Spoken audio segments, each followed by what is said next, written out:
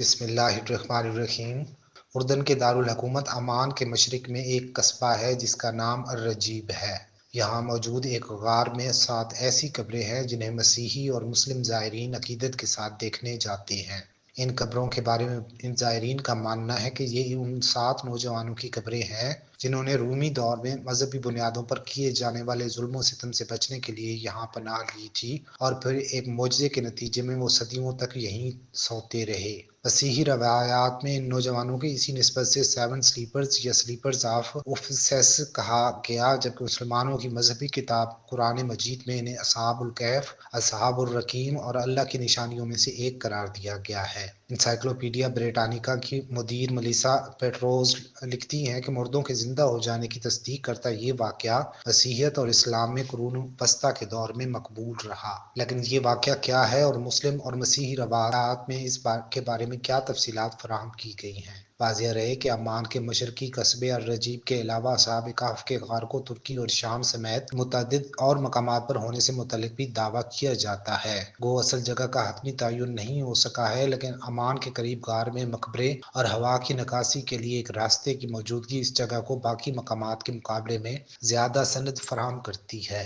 مسیحی روایت کے مطابق رومی شہنشاہ کے دور میں جب حضرت عیسیٰ کے پیروکاروں پر ظلم و ستم کیا جاتا تھا تو 7 اور بعض روایات کے مطابق 8 مسیحی نوجوان اپنے آبائی شہر افیسس کے قریب موجود ایک غار میں چھپ گئے۔ انسائکلوپیڈیا بریٹانیکا کے مطابق اس غار کا دروازہ یا منہ بعد میں بند ہو گیا اور یہ نوجوان معجزاتی طور پر نیند میں چلے گئے، اور اس کے بعد کئی سال ایسے ہی بیت گئے، اور جب رومی شہنشاہ تھیوڈوسس دوم کے دور میں یہ غار کھولا گیا تو یہ نوجوان نیند سے بیدار ہوئے۔ ان کی غار میں معجزاتی موجودگی اور گواہی نے شہنشاہ کو متاثر کیا، کیونکہ یہ ان کے مسیحی عقیدے کے تحت مردوں کے جی اٹھنے کی تصدیق کر رہی تھی۔ مولانا مودودی اپنی تفسیر میں لکھتے ہیں کہ جیکب کی سریانی روایات ایک طرف ابتدائی دور کے مسلم مفسرین کو پہنچی، جسے ابن حریر طبری نے مختلف سنتوں کے ساتھ اپنی تفسیر میں نقل کیا ہے، اور دوسری طرف یورپ پہنچی جہاں یونانی اور لاطینی زبانوں میں اس کے ترجمے اور خلاصے شائع ہوئے۔ یہ واقعہ عرب معاشرے میں بھی متعارف ہوا۔ ابو الکلام آزاد نے اپنی کتاب اصحاب کہف میں لکھا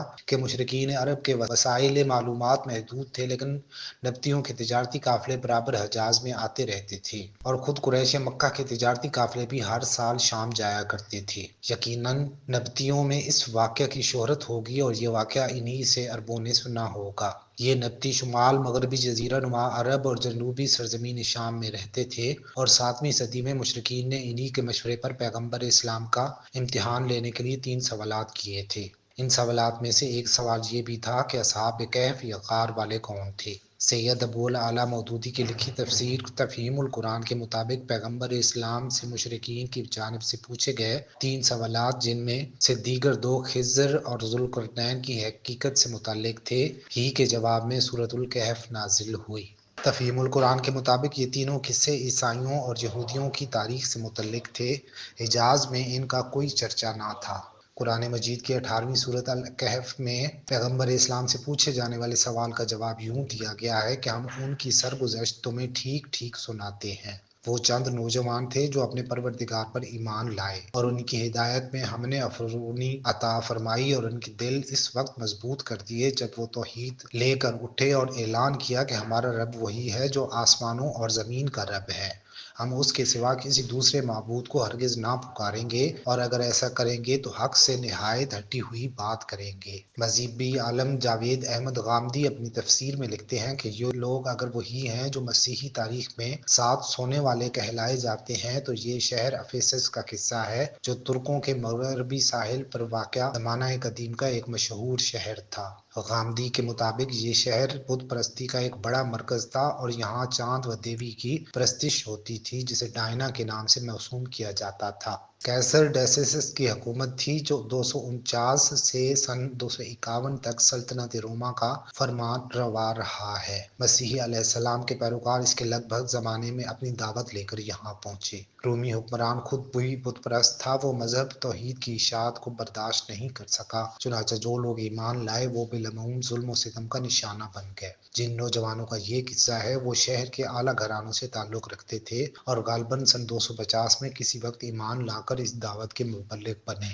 پورا ماحول ان کے خلاف اٹھ کھڑا ہوا اور خطرہ پیدا ہو گیا کہ انہیں سنسار کر دیا جائے گا۔ اس پر وہ لوگ شہر سے باہر نکل کر ایک غار میں پناہ گیر ہو گئے۔ عربی زبان میں کہف وسیع غار کو کہتے ہیں۔ انہیں اسی بنا پر اصحاب الکہف کہا گیا ہے۔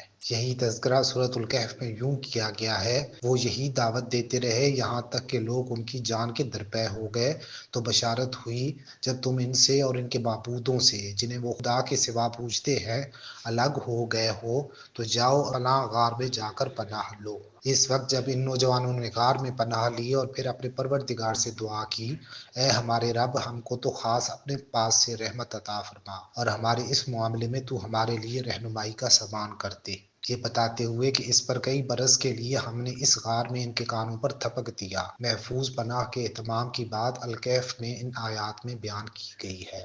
تمہارا پروردگار اپنی رحمت کا دامن تمہارے لیے پھیلا دے گا اور تمہارے اس معاملے میں جو کچھ تمہاری ضرورت ہے تم کو مہیا فرمائے گا، اور تم سورج کو دیکھتے کہ جب نکلتا تو ان کے غار سے دائیں جانب کو بچا رہتا ہے اور جب ڈوبتا ہے تو ان سے بائیں جانب کو کترا جاتا ہے، اور وہ اس کے صحن میں پڑے ہیں۔ یہ اللہ کی نشانیوں میں سے ہے۔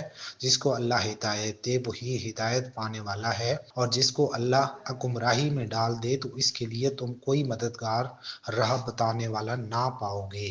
تم ان کو دیکھتے سمجھتے کہ جاگ رہے ہیں، حالانکہ وہ سو رہے تھے۔ ہم ان کو دائیں اور بائیں کروٹ دلواتے رہے اور ان کا کتا دہلیز پر اپنے دونوں ہاتھ پھیلائے بیٹھا ہے۔ اگر تمہاری نظر کہیں ان پر پڑ جاتی تو ان سے تم الٹے پاؤں بھاگ کھڑے ہوتے اور تمہارے اندر ان کی دہشت بیٹھ جاتی۔ اسی طرح ہم نے ان کو جگایا کہ اس کے نتیجے میں وہ آپس میں پوچھ گچھ کریں۔ ان میں سے ایک پوچھنے والے نے پوچھا کہ تم یہاں کتنی دیر ٹھہرے ہو گے؟ وہ بولے، ہم ایک دن یا ایک دن سے بھی کم ٹھہرے ہوں گے۔ بولے، تمہارا پروردگار ہی بہتر جانتا ہے کہ تم کتنی دیر ٹھہرے ہو۔ خیر، اپنے میں سے کسی کو اپنی یہ رقم دے کر شہر بھیجو، پھر وہ اچھی طرح دیکھے کہ پاکیزہ کھانا شہر کے کس حصے میں ملتا ہے اور اس سے تمہارے لیے کچھ کھانا لے آئے۔ اس سے چاہیے کہ وہ چپکے سے جائے اور کسی کو تمہاری خبر نہ ہونے دے، اس لیے کہ اگر وہ تمہاری خبر پا جائیں گے تو تمہیں سنسار کر دیں گے یا اپنے دین میں لوٹا لیں گے، اور ایسا ہوا تو تم کبھی فلاح نہ پاؤ گے۔ غامدی لکھتے ہیں کہ عرب کے اہل کتاب انہیں اصحاب الرقیم بھی کہتے تھے۔ بعض اہل علم نے اس سے اصحاب کہف کے غار کا کتبہ اور بعض نے سیسے کی وہ لوح مراد لی ہے جس پر ان کے نام اور حالات بادشاہ کے حکم سے لکھ کر شاہی خزانے میں رکھے گئے تھے۔ رقیم اس عمارت کا نام تھا جو اصحاب کہف کی یادگار میں ان کے غار پر بنائی گئی تھی، مگر ابو الکلام آزاد کے مطابق الرقیم وہی لفظ ہے جسے تورات میں راکین کہا گیا ہے، اور یہ ایک شہر کا نام تھا۔